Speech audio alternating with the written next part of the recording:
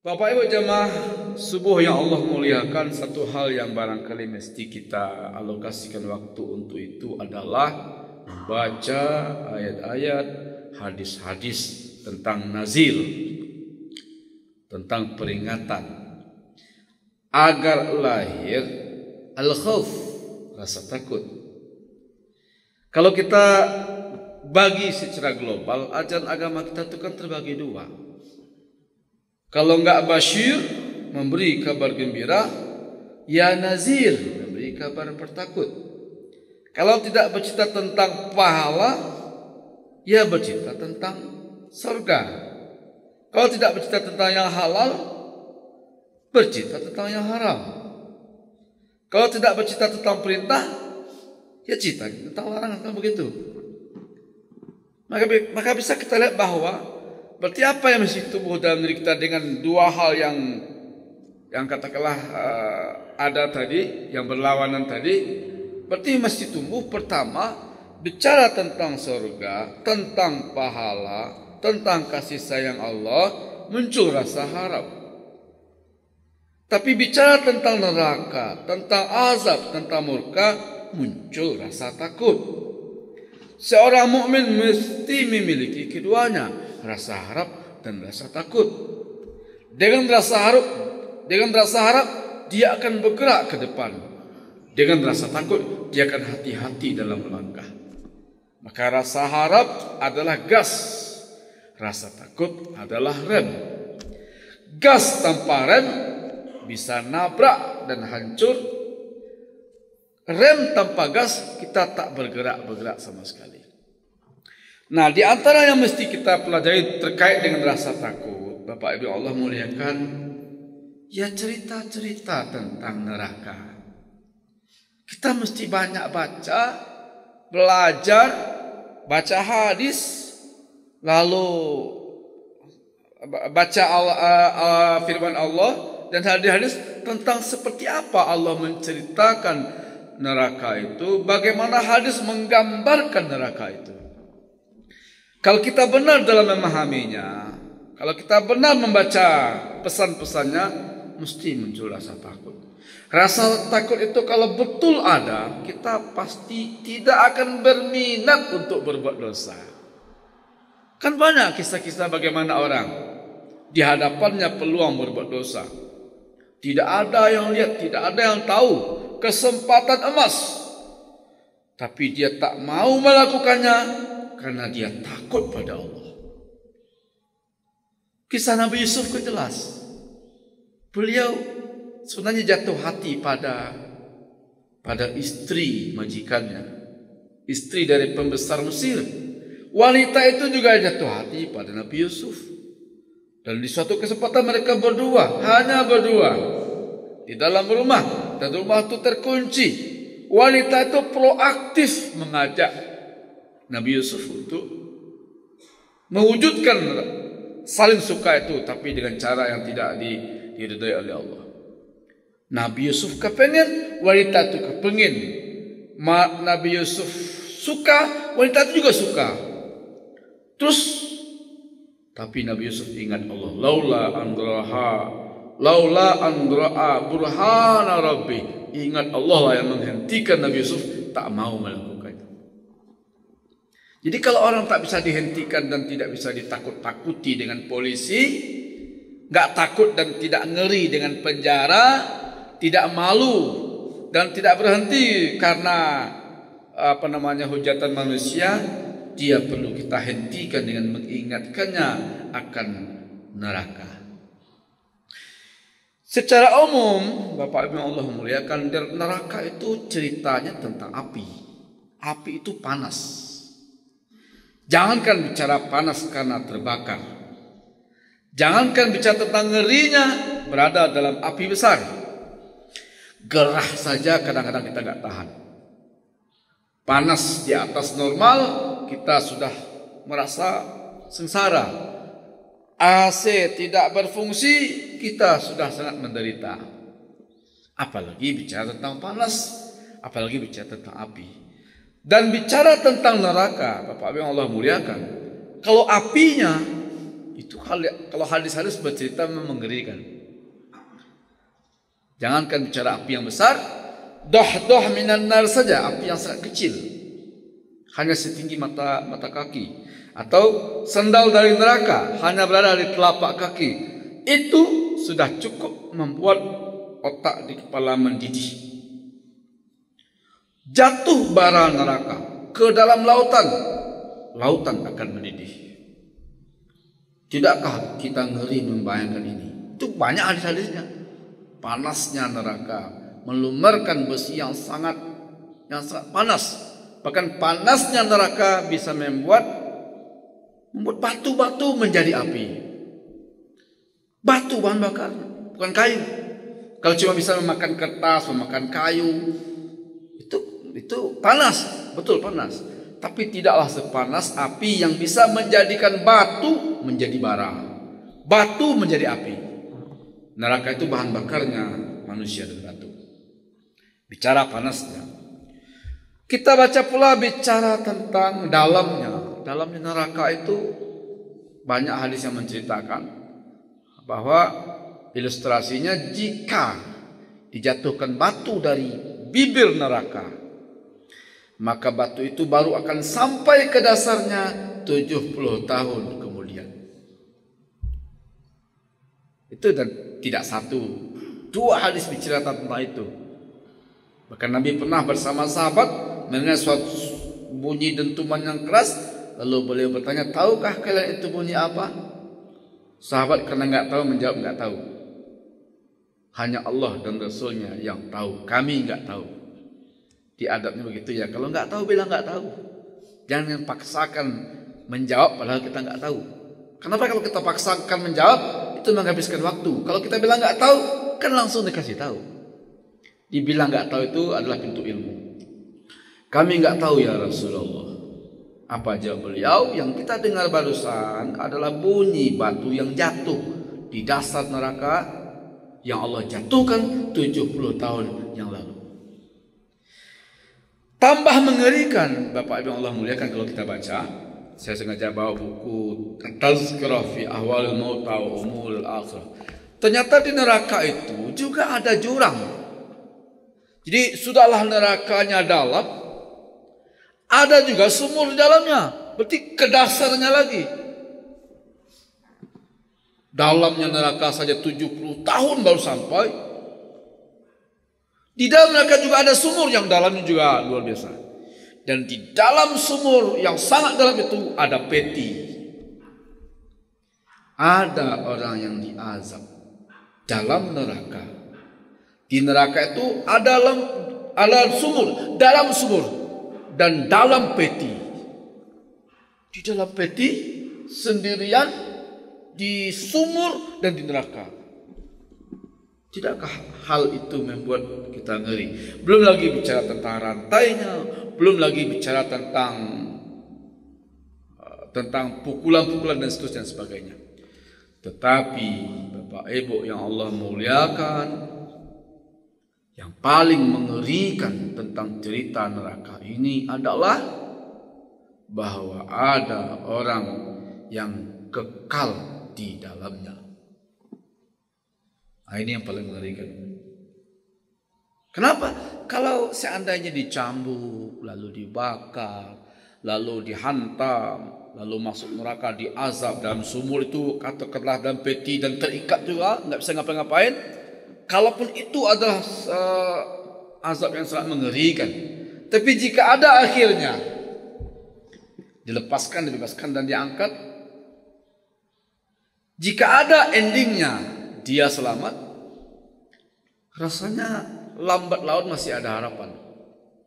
Setelah dia diadab 1000 tahun, 1000 tahun dalam kondisi begitu, penjara saja sekian 1000 tahun, ada makan, ada minum, kita udah merasa bagaimana tersiksanya. Ini enggak. Neraka, dalam, panas, terikat, haus, lapar dan segala macam.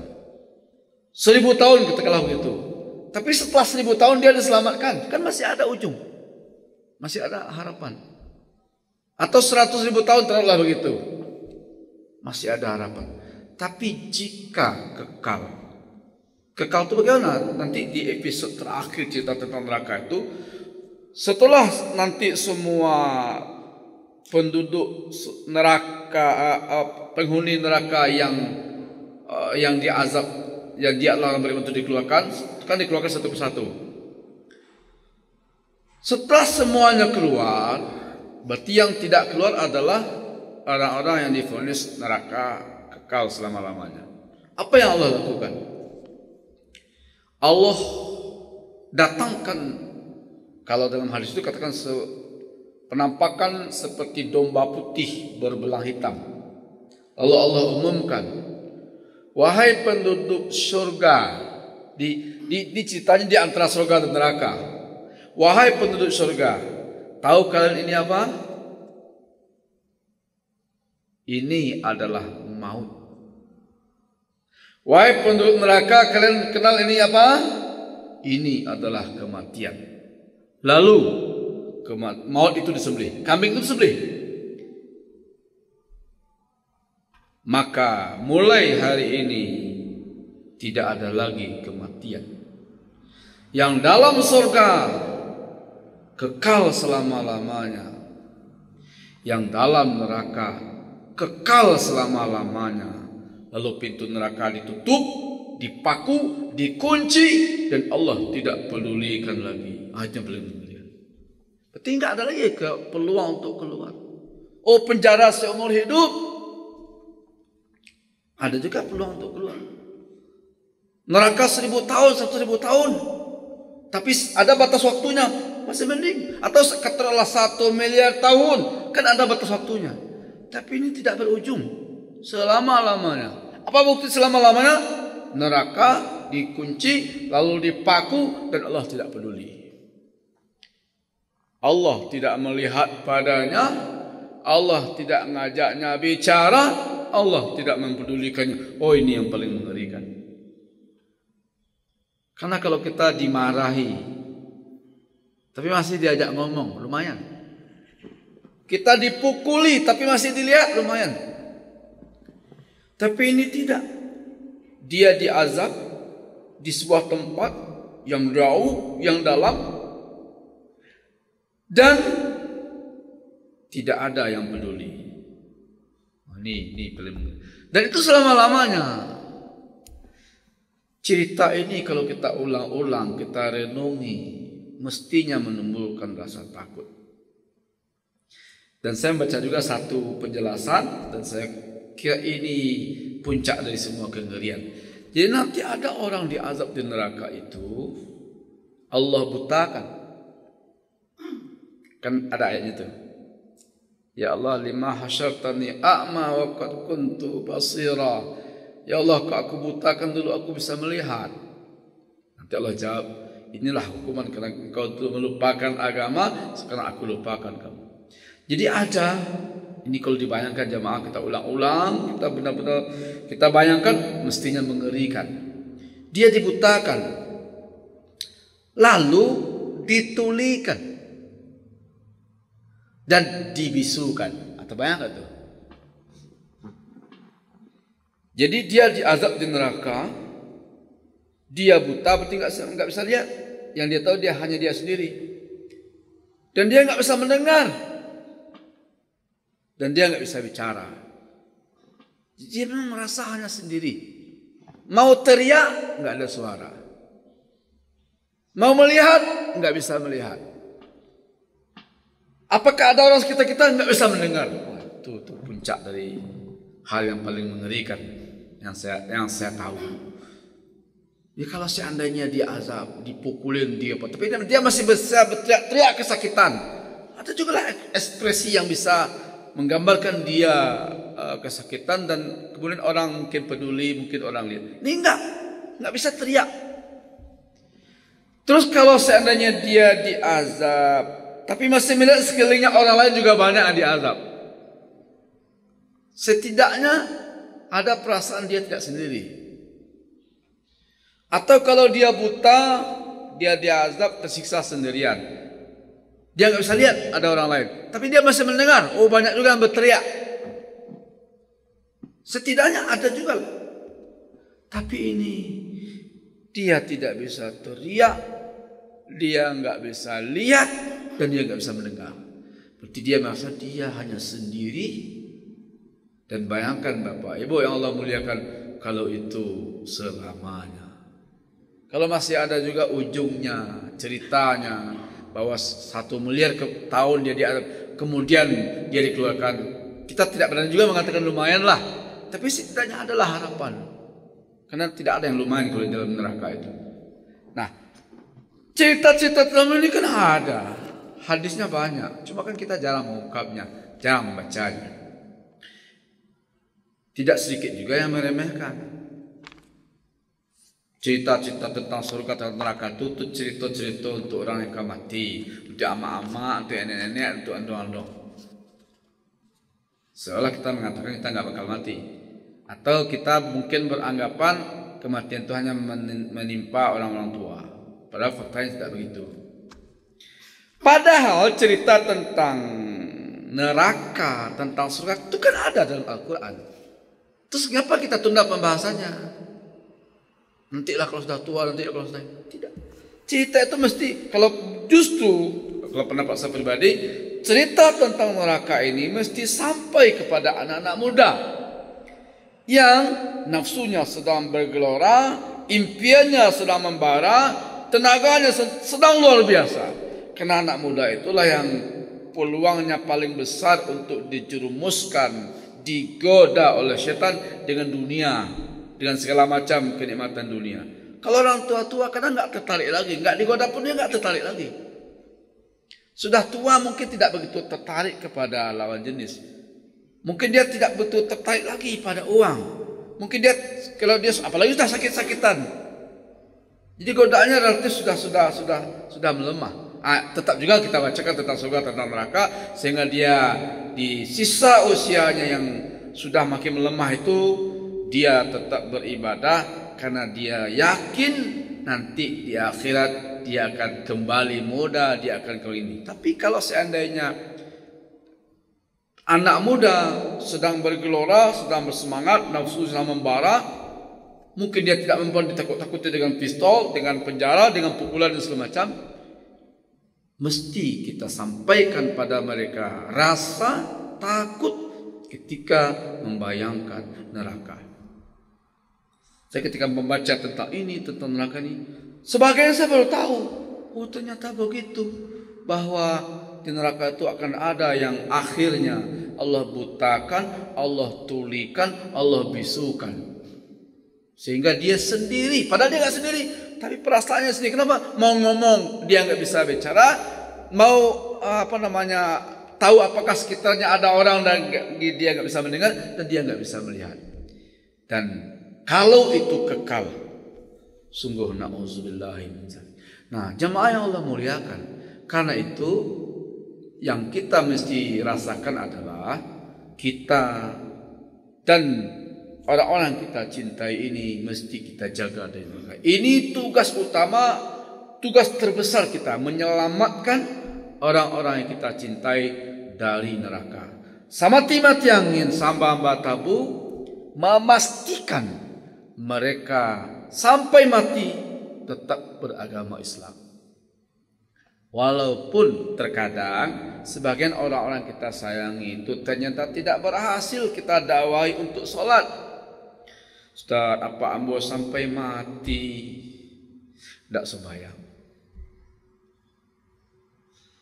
Ibu ambo Ustaz sampai mati tidak pernah mengaji, tidak nama puasa. Suami ambo Ustaz maniangko sampai meninggal tidak nama ke masjid. Satu pertanyaan, apakah dia mati dalam keadaan Islam? Laisat.